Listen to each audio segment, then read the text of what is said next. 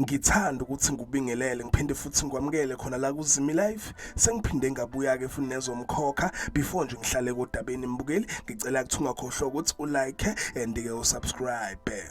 Namhlanje nguphathele kamathiza omkhokha izinto nje okumele kuyilindele lapha kumkhokha kuloke leli week esikulona. Ngizoqala ke la ngendaba ke ethinta uNobuntu baveza ukuthi ke uNobuntu uzothatha ke isinqumo esinzima uzothatha ke isinqumo sokuthi uyashiya lapha kwaGumede uya ke emasosheni. Uzohamba kungaziwa yena kuNobuntu kodwa kuzobeke sebashiyela incwadi abazali bakhe yena kuDifa benaye kuMamzobe mayelana nokuthi uyahamba uya ke emasosheni. Izomphatha kabuhlungu uDifa indaba kaNobuntu yokuthi ke ehambe engamtshelanga. Ngidluleke mbukeli ngiye lapha kwindaba ke ethinta uNdlovu naye ke lapha uNomkhosi.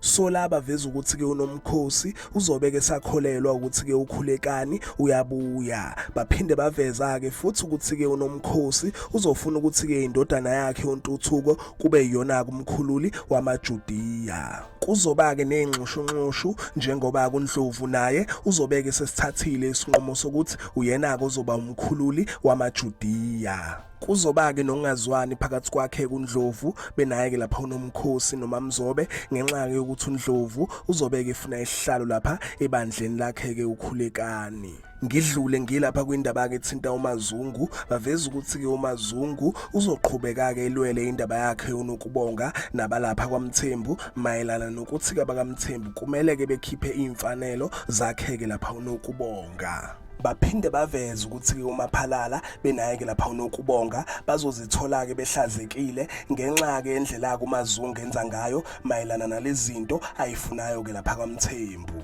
Aphela lapha ke mbukeli amathiza omkhokha ngiyophinda ke futhi ngibuye namanye ngicela ukuthi ungakhohlwa ukuthi ulike and ke usubscribe ake ngithi ke danke ngiyazibongela.